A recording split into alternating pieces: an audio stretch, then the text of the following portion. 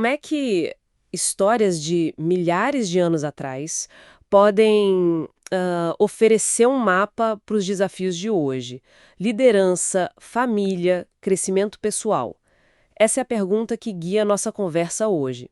Vamos analisar o livro Patriarcas e Profetas, de Ellen G. White. E é bom dizer logo de cara, né? Não é só recontar a Bíblia. É uma análise, assim, bem profunda da natureza humana, sabe?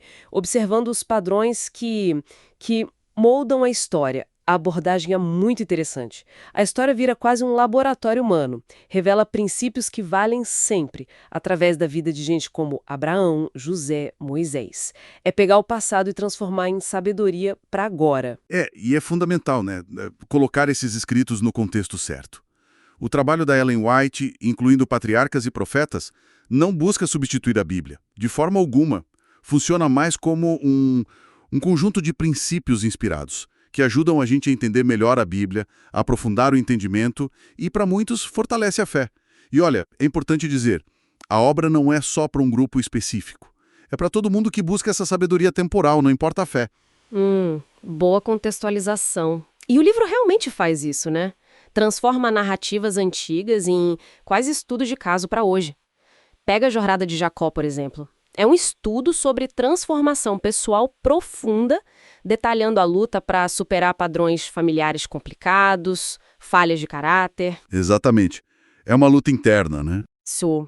E essa ideia de transformação vai além do pessoal.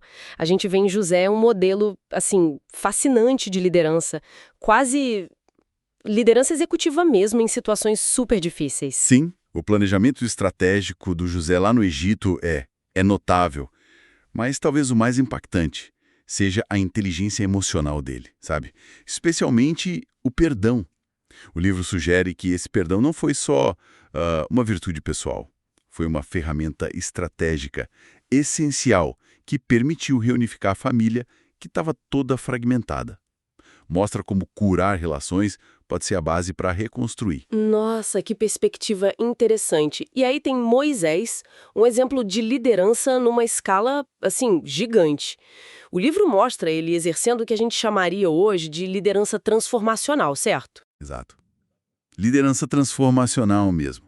No sentido de inspirar, de catalisar mudanças profundas, não só nas pessoas, mas em todo um sistema social, de governo, basicamente construindo as bases de uma nação. A análise sobre o Moisés foca muito nos desafios de gerenciar um povo em transição, sabe? Estabelecer leis, manter a visão no meio de crises. É muito desafio. Muito. E o que é poderoso na obra é como ela expõe esses padrões universais. A gente vê como escolhas individuais, desde as primeiras lá no início, até Caim, criam ondas, sabe? Consequências sistêmicas que afetam gerações. Fica muito clara essa interação entre o caráter da pessoa, tipo a integridade de Noé, a fé do Abraão e a capacidade de liderar bem. E repetidamente as consequências, né, boas ou más, de seguir ou ignorar princípios morais básicos. E o mais incrível é que esses padrões não ficam lá atrás, eles ecoam hoje, né? Liderança em crise, dinâmicas de família complicadas, a busca pessoal por sentido, por superação. Parece que as questões fundamentais continuam as mesmas. Sem dúvida. A obra oferece chaves para a gente decifrar essas dinâmicas atuais. Os dilemas éticos dos líderes antigos, as tensões familiares, as vitórias sobre a adversidade, tudo isso funciona como um espelho para a nossa vida hoje, para os nossos desafios. Então, pensando na prática, qual a relevância disso tudo? Para quem está no mundo dos negócios, por exemplo. Olha, são estudos de caso valiosos sobre ética, gestão de mudança, a importância de ter uma visão de longo prazo. E para as famílias? Para as famílias, oferece insights sobre como resolver conflitos, sobre legado, a força dos valores que unem, né?